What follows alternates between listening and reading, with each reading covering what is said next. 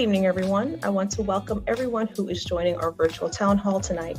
I am Jessica Bush, aide for Supervisor Andrea Bailey of the Potomac District. Supervisor Bailey has a wonderful panel assembled tonight to discuss the impact of the vote. After a brief video introduction, the next voice you will hear is that of the Honorable Andrea Bailey. Hola y muy buenas tardes. Quiero darles las bienvenidas a todos que nos acompañan a nuestro ayuntamiento virtual en esta noche. Mi nombre es Jessica Bush, ayudante de la supervisora Andrea Bailey del Distrito de Potomac. Supervisora Bailey tiene en esta noche un panel en asemblado para hablar del impacto del voto. Después de un video de introducción, la siguiente voz que escuchará será de la Honorable Andrea Bailey.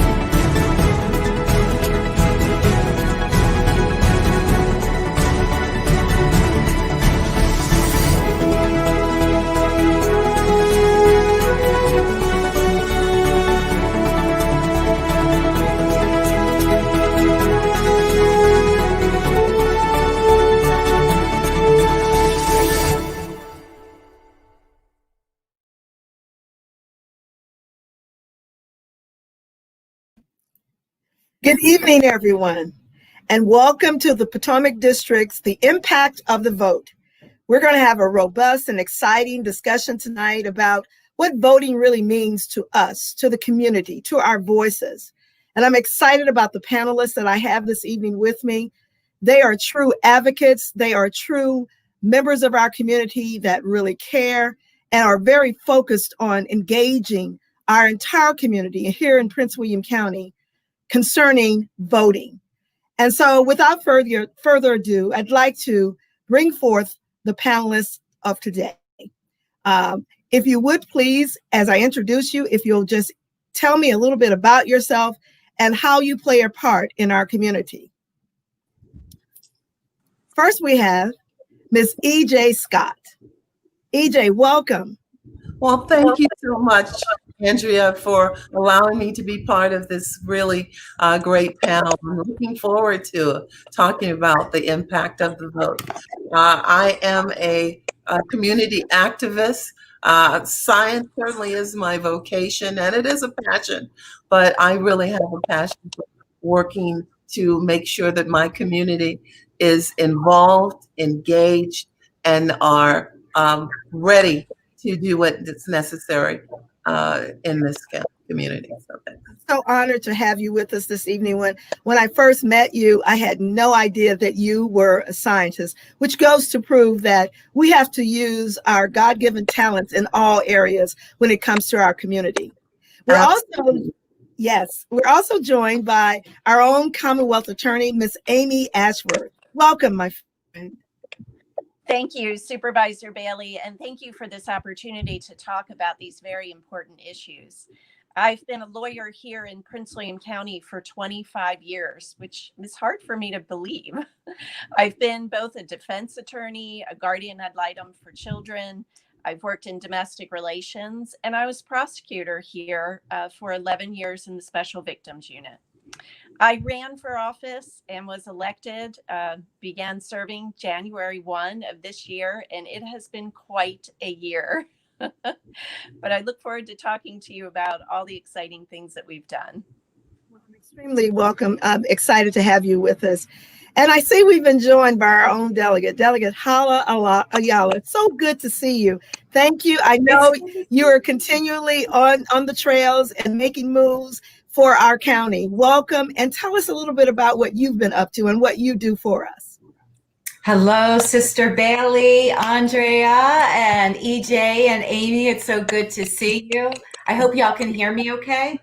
Yes, you're fine. Okay, great. I never know with these things, all this lovely technology. I know, right? Thank you for having me, Andrea or Supervisor Bailey. I thank everyone for joining all of us tonight, and I'm excited to be here to discuss important issues, as well as it's important for everyone to be taking action by voting. A little bit about me, a lifelong Virginian serving in the 51st District here in the House of Delegates. And before I ever entered politics, I was faced many struggles, like many Virginians are experiencing today, had issues making ends meet. I faced bankruptcy and I did not have health insurance for part of my life. I could go on, but I thankfully qualified for Medicaid, and Medicaid not only saved my life, but my son's. I would go on and build a career as a single mother. For over 20 years, I worked in national security, and my scope was cyber with the Department of Homeland Security. And in 2017, like many folks throughout the country, I heard the call for running for office. And with the odds against me and my campaign, I ran and I won. So here we are. Thank you. We're glad you did. We're so glad that you did. Thank you. I see that we've also been joined by our Secretary of Education, Atif Carney. Atif, I'm so glad that you could make it. Are you still there? I think he was. I thought he was still there as well. I'm here. Wonderful. Welcome. I'm glad you're here. Hey, Supervisor Bailey, thank you. Wait, it's my turn, right? Okay. It is your turn. The camera is yours. Thank you, Supervisor Bailey. Sorry for running late, a few minutes late. It's great to be with the awesome leaders in our greater Prince William area. It's great to see you all. I hope everybody's doing well and staying safe and healthy during the COVID-19 pandemic. I'm here to answer any questions you might have about anything, and education is been at the forefront with the pandemic, with a lot of issues going on in our childcare settings, in our K-12 school settings, and in our colleges and universities. So I'd be happy to take any questions. I've been working on that. And in general, the number one thing that we are really focused on in the Northam administration, and he sends his regards, Supervisor Bailey was talking earlier and he wanted to send his well wishes to you. Is that we really want to address the inequities in education. So we're focusing on a lot of things. We've made a lot of strides in transformative legislation with early childhood education, addressing staffing ratios for school counselors, getting more English language learner teachers, addressing our school nutrition programs, social and emotional support programs in our K-12 settings, getting in-state tuition for our undocumented students at the higher ed level, and getting a lot of investments in need-based financial aid. But we still have a lot to do, and in this last year that we have remaining, we're going to be addressing even more things, trying to make sure that we're doing a better job at integrating our schools, because our schools are much more segregated now than they have been since the 1970s. And we're using a lot of data-driven approaches and utilizing model-based, evidence-based practices. So you'll see a lot more forthcoming in this last year. But again, thank you for having me, and I'll turn it back to you and take questions at any time. Thank you so much. I'm so excited that all of you are here to join me on this evening, because I know just from working with all of you that you are so dedicated to Prince William County and to the nation, actually, but specifically to your home in Prince William County. So I want to ask you something that's a little bit personal. How did you feel when you cast your first vote? What's your first memory of voting? If it was with your mom or with a parent, with your mom or dad, or with your child, or however the case may be, what's your first memory of that? And I'm going to start with you, EJ, because I know you've been doing this for a little bit, and you have some really good stories. So share that with us, please. Well, I don't know if they're really good stories, but it has been a journey. I grew up in a family that really believed in social activism, and that our voices were important in the scheme of how our government is run. And my brothers, my sister, all of us are really involved, and we continue to observe and be the activist. When I was a young kid, I remember my mother would drag me to these events, and I was, not happy. I remember we went to have lunch at the governor's mansion, and it was a chore. But today, I'm thankful for those kind of experience that I've been fortunate enough to have. And voting is certainly one of the most important things that I feel I can do as a citizen. And as John Lewis has said, it is the most important nonviolent tool that we have in order to make a difference in this community. So I voted as early as I could. Been around. I can't particularly say the first time that I remember specifically, but I have been fortunate enough to have lived in a lot of different places. From I'm born in Arkansas, moved to Massachusetts, went to college there, and voted as I moved along. California, and now here. So I vote in every single election. But I'm going to tell you something that just have been sort of weighing on me a little bit. I vote in every single election, midterm, all of them. And do you know, since I've been in Virginia, I have never been called for jury duty, ever. No, neither have I. Isn't that interesting? Yeah. But that might change after that comment, though. So Atif, if you would, Secretary, tell me about your experience, because I know you have a strong international background as well, but talk to me about your experience nationally and how you felt, what it meant to you. But I voted early already via mail for this election, and it's we have a really awesome organized system in Virginia. So folks who are listening to it, I'm sure everybody's already voted, cast their ballot early, but I do definitely want to encourage and go ahead and vote. There's no reason to miss it. I am a little bit embarrassed on my. I definitely want to tell you when I voted for the first time myself. But my first experience with voting was when I was a child, and my grandmother took me when she was going to vote. And this is in Pakistan. There was an election. I don't even remember what the election was about, but I do remember that they were giving out like stickers at the outside of the voting places, and I took the opposing party's sticker, which was like a nice and orange color, and she was really upset at me. I had no idea about anything about political views of the party, but the sticker was really appealing, and she got really upset. And I made sure to make sure never to take any campaign materials without knowing the policy views. But I voted for the first time in 2004 when I was 26. The reason I waited this long is I'm an immigrant, so I became a citizen.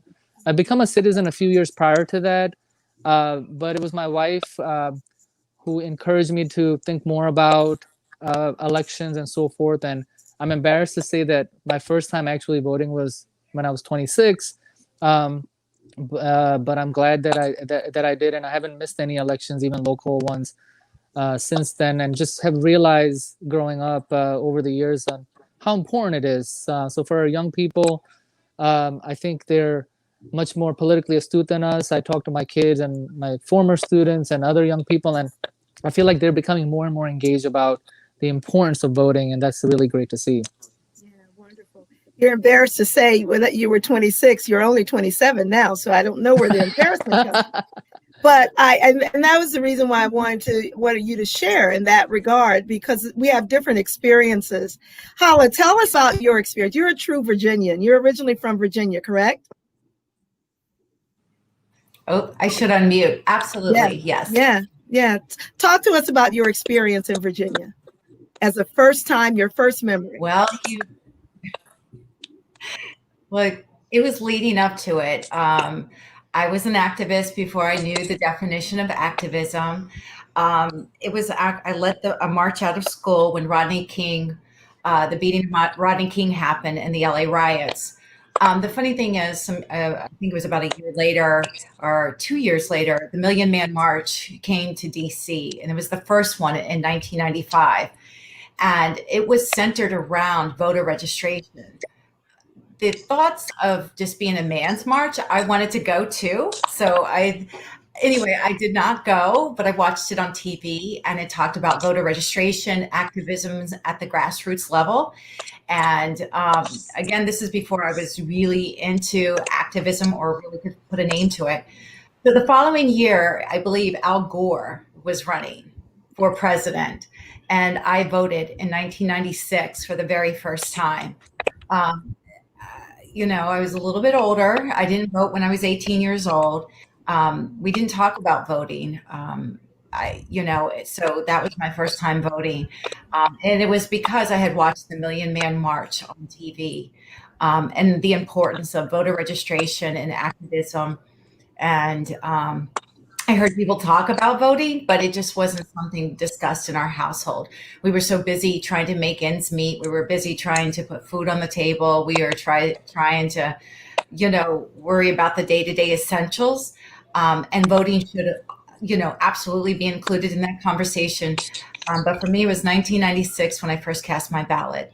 And it was all because I watched the Million Man March in DC. I don't know if many of you watched that or was a part of it. But Billie Holiday thought she was going to actually go to the Million Man March and be a part of the crowd. Wonderful, wonderful. Activism and voting go hand in hand. And I mean, as elected officials, we certainly understand that, but also as advocates in the community, we understand that. So Amy, I'm going to ask you to give me your first memory as it encompasses the courtroom and now as a Commonwealth attorney. What was the first memory that led you to the Commonwealth attorney seat?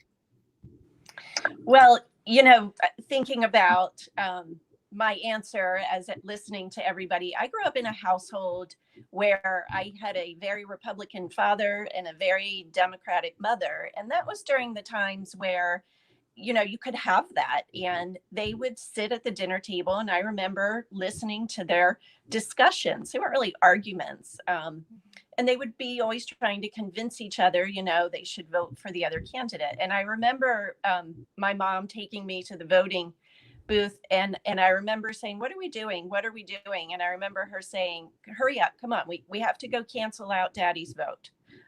So that, yeah, that was, what I remember of it.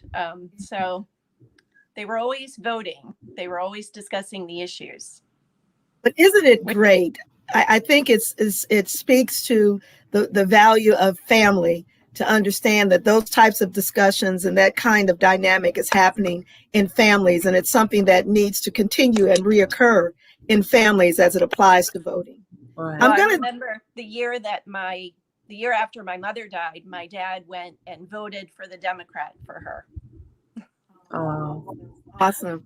Love plays a part in that as well, wouldn't you say? Yeah. So I'm gonna segue the conversation just a little bit, just to give you, I know we sent you some questions to review, and we are focusing on education and law and social justice as it applies to equity. And so the first place that I want to stop, if I can, as it relates to voting, I know the General Assembly has been in session continually, robustly, to make sure that all I's are dotted and all T's are crossed for the state of Virginia. And that is so very important. So when you talk about education, I want to talk to our secretary now and tell us, you gave us some examples of what you've been doing, but as it relates to the collaboration with the House of Delegates and working towards eliminating inequities in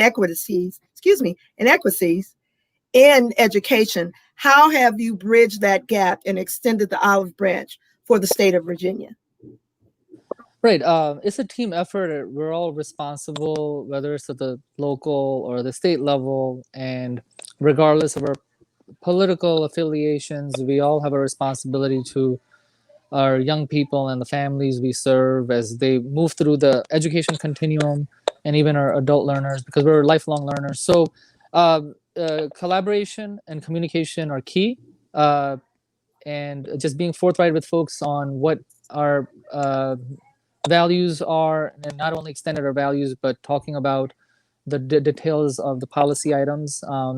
It's a lot of tedious work, and building relationships is key to getting things done, even within the same party lines, and whether it's bipartisan support.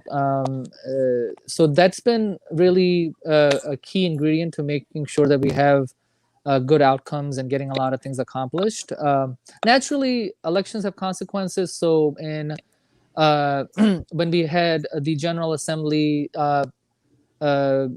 chambers switch over to becoming Democrats, and that the governor being a Democrat, obviously was naturally easier to get some of the policy items through. That doesn't mean we weren't able to get things done prior to that, but it really accelerated the work, which was really good to see, and getting a lot of things done. But regardless of that, we still want to make sure that everybody is buying in and really seeing the same objective, and making sure that we're serving the needs of all of our children across Virginia.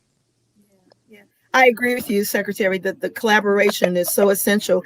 And, I think the value that we have here out of Prince William County, we have very strong relationships with each other.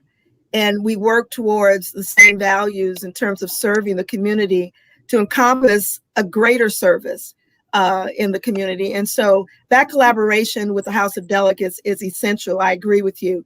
So Hala, talk to us about what you're most proud of coming out of the General Assembly during the special session, and collaborating with your colleague, the Secretary, and all other colleagues as it relates to the General Assembly and inequities in education.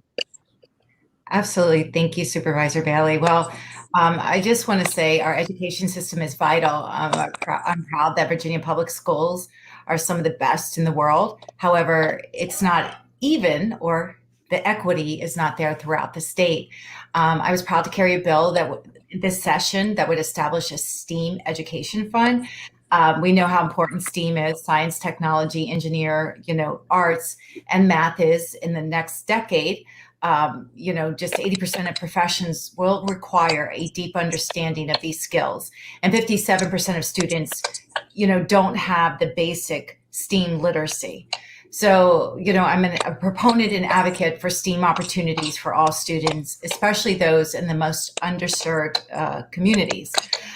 This pandemic has shown us that no matter, what the world has thrown to us, the teachers will find a way to help our students learn. For that reason, we need to have their backs. And I'm happy that I was able to support raising teacher pay. This is what we did in this past session, but we also need to get it to a level that our teachers deserve. I would look forward to supporting an increase for our teachers in the upcoming years. Additionally, we need to expand access to technology and broadband. Pandemic or no pandemic, the 21st century, really requires all of our students to be well-versed with modern technologies such as the internet. And we need to make sure, they have access to it, right? This should not just be a luxury. This is a necessity. During special session, we were able to allocate $85 million to broadband infrastructure projects in the budget. This will go a long way in ensuring that, no matter where they live, no matter their zip code, they will have access to the tools that will give our students a good opportunity and a good life. So that's just some of the things we've done this past legislative session. And I do want to say, the Secretary is absolutely right. These relationships that we're utilizing and building throughout the Commonwealth, this includes relationships with our stakeholders that have these expertise in education and what tools are needed are so important to have at the table. I so agree with you. One of the things that we focused on in our last board meeting was the sustainability of broadband in our communities. And I think, like you said, Delegate Ayala, it is a necessity. It is a necessity. And so it gives me good pause and good confidence to know that through that collaboration, those kind of things that we're looking at, the voters are looking at, from a local perspective, you are also looking at from a state perspective. And so that offers a broader girth, if you will, in supporting what the necessities are.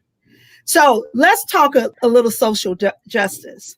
And I know EJ is smiling on that because that is one of her passions as well. And I want to talk about social justice because that marries to equity as well. And so, EJ, talk to me. Can you give me your views on when you talk about what's equitable and I can't say that word for some reason, equitable and redistricting, what that looks like for you, given that that's one of the things on a constitutional amendment that's up on our ballot this year. Mm-hmm. Talk to me a little bit more about that.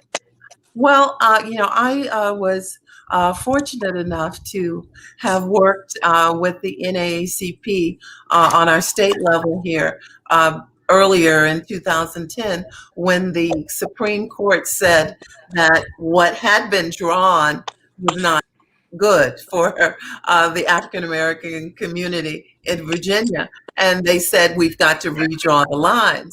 So the NAACP, Virginia State Conference, we put together a map that we thought would be more equal, more just to our communities and not try to put us all in a little box and not give us the voice that we require in order to have influence across the state.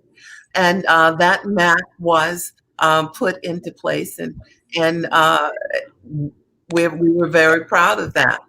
As we come right now looking at redistricting and just doing the census, I'm really happy to say that right now here in the Prince William area, the census closed on the 15th of October, and we had 76.5% or 6% of respondents of the households, as compared to 2010 when Prince William only had 71.9%. So we've increased that, even though there have been these attempts to try to thwart people's involvement with the census, like wanting to do citizenship and on the ballot and all of these other things that the other side tries to make us tries to scare people away to being involved in here. So the redistricting, I think, is important, and I as been eager to see what this new census division will look like for us. Where have Blacks and other people of color moved to? Where are we concentrating? Are we more dispersed throughout the state? I'm really eager to see how that is going to go. As you know, right now, the current, I guess, proposal that was put on the table is being opposed by most Democrats because there are some flaws in it that will not allow for the just representation. And there, because people will be able to come inside and unfortunately move it to the courts. And although we've had some good outcomes with the court's intervention in the past, we don't know that we're always going to get that. And it's really should be in the hands of the citizen, a nonpartisan group of citizens. We have to be able to do that. So I'm looking forward to seeing how these new lines can be drawn that will be more just. So I expound a little bit more for me, EJ. I'm glad that you brought up about the census. We're in a time of uncertainty within our communities where COVID has just really taken over and really made things a little uncomfortable and unusual for us. And one of the things that that I've seen in terms of getting people to complete their information for the census that's an uncomfortable part. Can you just kind of expound a little bit about the census piece as it relates to voting and equities, please?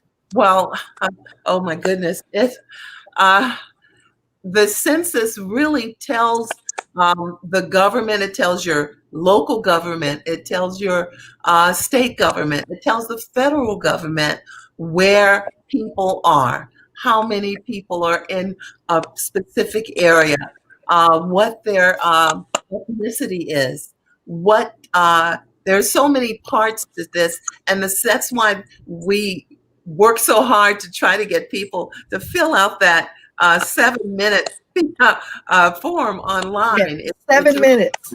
That's all it takes is 7 minutes to fill it out. And we wish we could have gotten more than the 76% that we got.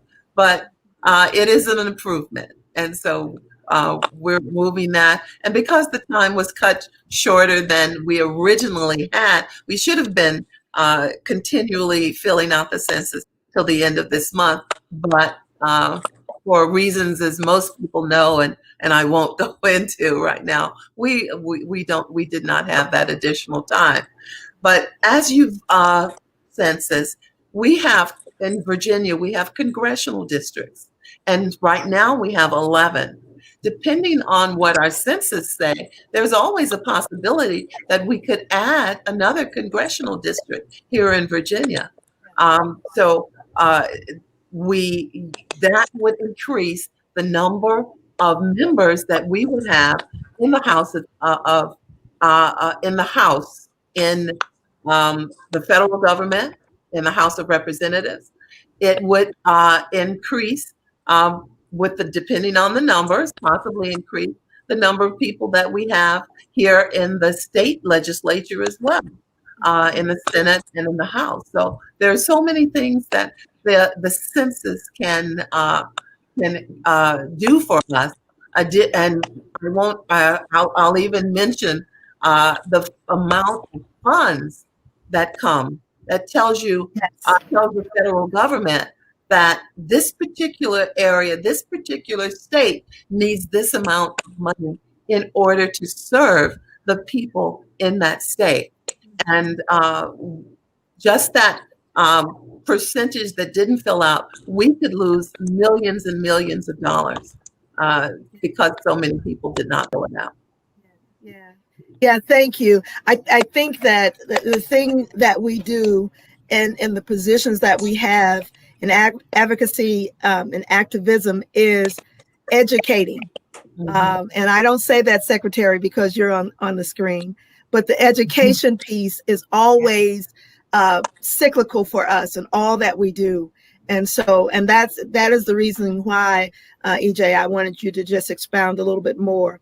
I'm going to move into law now because I think Virginia is a state of strong laws, respectfully so. And we try our best to create laws and live by laws that can create a better way of living as well as structure for our communities. So, Amy, this one's for you. Can you talk about some of the changes that you've made in your seat as the Commonwealth Attorney and how it's brought about a stronger sense of equity within our county? Yes, well, Supervisor Bailey, I've just frankly gotten started. It's only been 10 months, but we have made some tremendous changes. As you know, this office had been led by Mr. Ebert for 52 years. And, you know, while he did a lot of good work, there were a lot of things that really hadn't kept up with the times. And so on day one, I started changing them. What we've done is really start focusing on crimes of violence, domestic violence, which October is Domestic Violence Awareness Month. So we've recognized the reminder for the first time in 52 years. We have really changed our focus on juveniles. I have deputies and senior assistants assigned to handle juvenile cases with an eye towards what can we do? Why is this juvenile in the system? and what can we do to prevent them from being in the system? And I've met with community groups via WebEx to talk about different alternatives that they can help with some of these children that find themselves in the system. I immediately opened up our files, our police reports, because I wanted to be very transparent about the cases that are coming through the justice system. I think when people have all of the information, then they can make better decisions and they don't feel like they've been treated unfairly. I have done a great deal of work to change the way our office handles expungements, where people were charged with crimes and maybe found not guilty, or the charges were dropped. That charge still exists on their record. And so I have been signing off on agreed expungements to allow people to clear up their records if they're allowed to do so, which I think makes a big difference in people's lives. And as I said, when I took office, I looked at the diversity of our county, race, religion, and I tried to build an office that better reflects that diversity. And we have a new sign up in front of our office that says, we speak English, we speak Spanish, we speak French, we speak Punjabi, we speak, I think it's Arabic, a whole list of languages that attorneys in this office speak. So that when people come to the front and maybe English isn't their first language, they can point at this sign and we have somebody that can speak to them in their natural language, which makes a big difference to people. So as I said, I've just gotten started. Our jury trials have been put on hold because of COVID, but we are starting this Monday with our very first COVID approved jury trial. So hopefully we can get things back on track. But I'm very excited as we look back over the past 10 months at all the things that we have done in such a short period of time.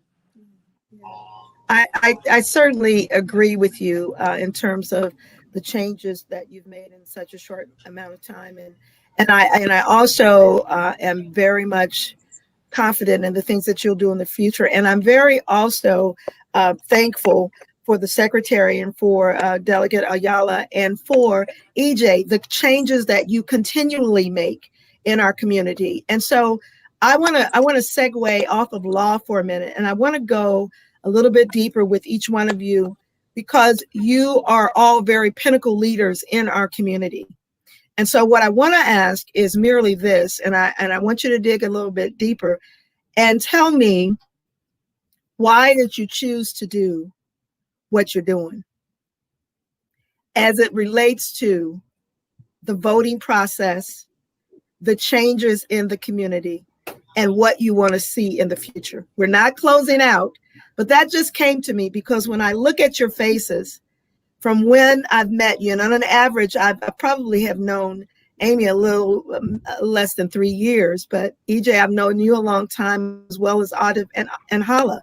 So I want to know, why did you choose to do what you're doing as it relates to the voting process, and what you're going to do in the future? So I'm going to start with you, Hala. Okay. Wow. Well, that's a big question, and I thank you for it. I think one of the things I learned very early on through my advocacy and working on campaigns, Barack Obama was my first campaign. My first vote was in 1996 for Bill Clinton and Al Gore. That was on that ticket. But I had started doing advocacy early on. I think when you realize the power of the vote and who you elect to represent that voice, it becomes real clear to you that if you don't have people that represent your communities, your shared values, or your belief systems, that if you don't have a seat at the table, then you're on the menu. So that was the beginning. In 2016, when Trump was elected to office, I think a lot of us, and maybe a lot of you on this panel tonight, felt the pain of watching Donald Trump take on this leadership position in 2016 or 2017, he was sworn in. And that propelled me. Watching Obama leave the office to see what we were leaving behind, the legacy of progress, and the presidents that came before him, whether we agreed on their policies or not, that I knew that Donald Trump was the extreme. And I understood through my advocacy and work on campaigns and volunteering that the state legislatures, the Board of County Supervisors, the school board members are the firewall between the federal policies that were going to be unfolded and what was going to be implemented. And so I grabbed my clipboard and my sneakers, because we all that know that democracy is not a spectator sport. And I wanted to protect every fabric of that. And so I ran for office. That's what propelled me. I wanted a seat at the table. I wanted a voice. I wanted a vote. And when you touched on our criminal justice system, I think this was one, this is, even though we didn't foresee this, we know that in our Black and Brown communities that we face these challenges for decades, right? We have been facing, like, we were angry when I was upset, I was appalled when I watched the murder of George Floyd right on live TV, Breonna Taylor, Ahmaud Arbery. But I can't say I was surprised. So this kind of injustice and inequity was not it's just not unique to us. So this is the importance of running for office. It's not about it's about we, it's about us. It's about making sure that we take action, and through those action, that the right people are sitting at the table casting not only the vote, but putting forth the policy that will correct the harm that some of these policies have done for 401 plus years in the state of Virginia. And I will say that it's also propelled me to launch my campaign for lieutenant governor, but that's not what we're here to talk about. We're here to talk about how democracy and what we can do about the inequities in that democracy can be shifted or changed. And that's what happened in 2017. Historic number of people got elected to the General Assembly. We had 11 women. If you go in that General Assembly right now, you will see you will go and look just at the sea of difference, the stark difference of representation that was lacking, and now that the true voice and face of Virginia is now represented. I brought my experiences, my struggles, my compassion, my love for my community and for my state, and I brought that to the table, and I risked everything. And I'm so glad I did, because we are living through times that I am glad that the 51st District constituents and Virginians trusted me to take action. Awesome. EJ, I'm gonna pick on you. What makes being a scientist? It's all exact. It's we were talking before the camera started rolling. It's following the rules. It's having a certain structure. But being an advocate and an activist, it's part of it is that too, but there's a passion, a stirring deep within. So I ask you the same question. What made you choose now, and what made you do this? And how do we, through the voting process, help people to understand that passion?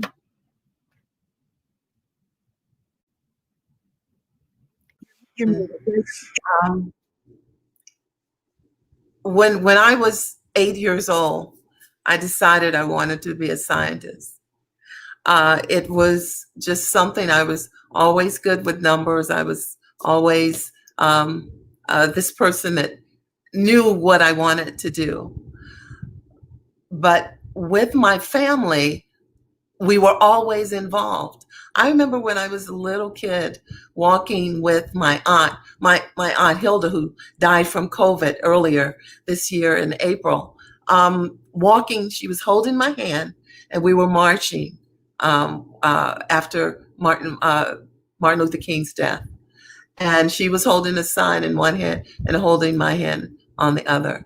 So we have always been activists. We've always been a family that cared not just about ourselves. We care about the people in our community. You know, we've been through slavery, the Black codes, KKK, mass incarceration. All of these things have happened to Black people, and we have stood and fought to make sure that we survive. In the insurmountable odds we have faced since white people were first invented in 1671, and the dispersions were cast on our work ethic, who we were, even our very lives were not valued. And growing up and seeing this and understanding this, and then watching the people around me, the adults around me, how much they cared and how much they believed that things must be different. And it was up to me to try to carry that on, saying things must change, and working so hard to make sure that they do. And I'm holding up here a number of legislation that would allow people in Virginia an easier time to vote.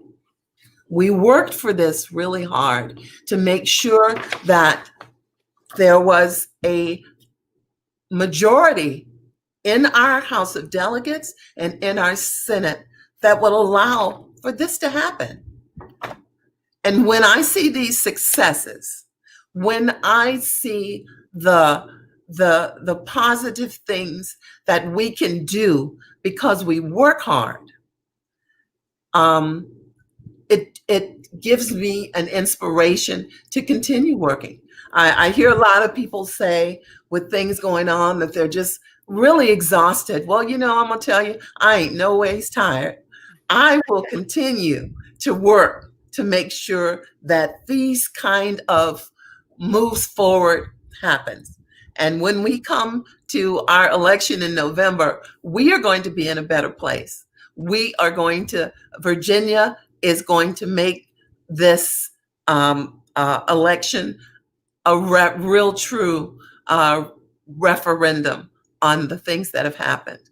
No one should have to live with the things we've had to live with, particularly these past few years. So we're going to continue to fight. Yeah, we must continue to fight. I want to go back to something that Delegate Ayala said. Yeah, that was beautiful.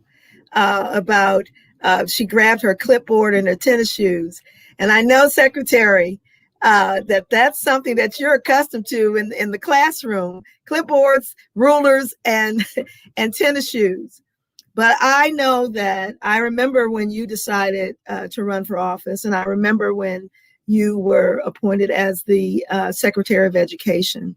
And it's always been a mantra of yours, no matter what conversations you're having with us or with anyone in the community. So what is that passion through the voting process that you can speak to right now that makes you proud that you are the Secretary of Education, not just with the title, but what is that little thing that's inside that you probably only share with Fatima, your wife, but it's there that keeps us going and honoring the position of the Secretary of Education? Thank you. That's a question. That's a question that's really going to require some deep thought there. But before I answer that, to EJ's point earlier about the census, she's right on. Is that a lot of funding, especially federal funding, is tied to different various programs. So about 10% of the K-12 education funding for schools comes from the federal government, and they use the census data. So you're talking about over a $1.8 billion annually that sensor data is utilized just for public education alone. So that's really important. So to answer your question, Andrea, when I was in the classroom, I really enjoyed being in the classroom. I loved coaching. I coached various sports, my own two boys, and I was really happy. It was really, really good. I enjoyed it a lot. But over the years as I was teaching, just got really frustrated with seeing all the inequities in our education. I saw firsthand that the kids I taught in my school did not have the same opportunities and access to all these great things that schools down the street had. And that for those frustrations really grew. That's why, I just jumped right in and ran for office without knowing much. As a matter of fact, the very first person I emailed to ask about how to run for office was EJ, because she was the chairperson for the Manassas City Democrats at that point. And I just Googled information, and her name came up, and she was really kind to get me engaged in politics.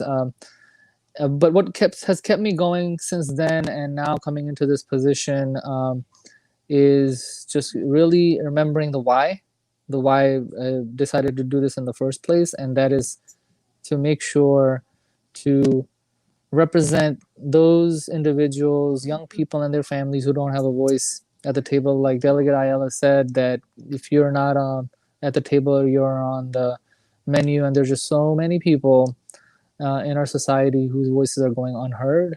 And I just always try to keep that in mind as why did I do this in the first place? And not only it keeps me focused, but it continues to ignite that passion to just move on during those tough days when there's resistance from folks, when they don't want a transformative change, because maintaining the status quo is much easier than bringing about change. But that's what keeps me going. We've got about 7 minutes, and I'm going to close out by asking each one of you, and Amy, I'll start with you. A lot of times people don't want to go to the polls and vote because they say that all politicians are the same. They're the same, so why should I lend my voice? And my question to you is, how do you change that line of thought? How do you encourage them to get out and impact the vote? Amy, please.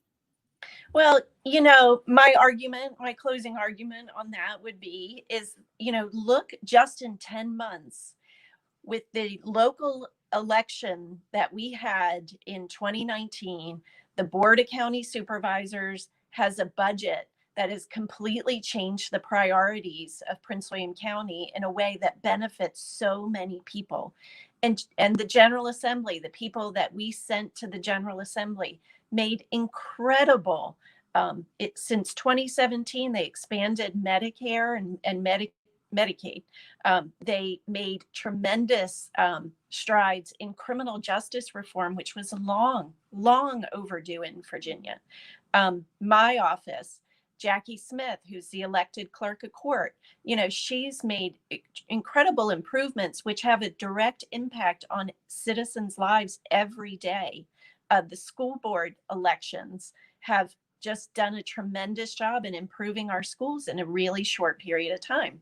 So your vote does matter. It matters in every single election, and voting every year in Virginia, it should be a habit. And I'm so glad that we have election day off and we have early voting, which has made it so much easier. So you can see the changes when you vote. Thank you. EJ, please. Yeah, me too. Please, what do you say when people say, are they all the same? I think what's happened since 2016 has shown a lot of people that they are not all the same. We have seen civility norms that have been trampled on and kicked out the window We've been dealing with Dr. We grew up with Jim Crow. Now we've been dealing with Dr. James Crow, PhD, who is coming up with all of these ways to change the laws. I mean, to change how we vote, how we interact. And then we've got to deal with Jamerson Crow, Esquire, who is going into the courts and changing our freedoms, making us in a society that's really dealing with tyranny. It is not the same. We absolutely have to understand that we may not agree with everything that a particular some politician or someone running for office saying, but we need to look at who we think we as citizens can work in or with to make sure that things will change for the betterment of our community. Voting is just the first step. The second step is holding the person you voted for accountable. And we, as Black people, as a community of color, we must continue to hold our elected officials accountable. But we need to vote the right people in that will care, that will actually care about what we're saying to them. Thank you. Paula, your thoughts about the same old politicians. What do you say to that? I think, Atif, EJ, and of course, Amy have all touched on this, but we're not the same way. And I think, the spirit of what everyone has said collectively, we saw the power of elections and what voting does. It matters. When we talked about same-day voting registration, I carried that bill. When I expanded poll hours with Delegate Lindsay, I was a part of that. We bring our lived experiences. Now we've had 20 plus years of the other body controlling and putting Professor Crow or Professor Byrd at the forefront. And now we're dismantling those systems that have put some of the most inequitable policies and racist policies forward. And we've had to live that for 401 years. And our communities cannot be whole if we're not having that representation and voices to represent and undo the harm that's been done. You can't change the past, but you can certainly put forth a better tomorrow, a hopeful future, and work towards better policies that are going to be not only inclusive, but welcoming for all. Not all politicians are the same. If that was the case, I wouldn't be elected. I mean, I am an Afro-Latina Lebanese Irish woman. Nobody's ever saw the likes of that. One of the first. I am a single mother, which was taboo. If you look 20 years ago, women didn't even have the right to put their name on a bank statement or get credit in their name or buy their own house if they were not married. I'm unmarried. I graduated college late. I'm an activist. All these things that were taboo in politics are no longer. So I couldn't say there's a one size that fits all mold anymore. I think we made a lot of change, to Amy's point, very quickly, and to Atif's point, or Secretary Carney's point, very quickly. And it took a village. So it's not just about the politician. I think you said it, Supervisor Bailey. It's about who represents us and the power of the vote. The scariest thing that can happen on October 31st, which is the deadline for early voting, is that it doesn't happen, is that we don't show out in numbers and go to the polls. Everything is on the line. We saw in the General Assembly how one vote can determine the majority. This means determining the policies that represents our communities. So again, I'm going to keep pushing for the vote.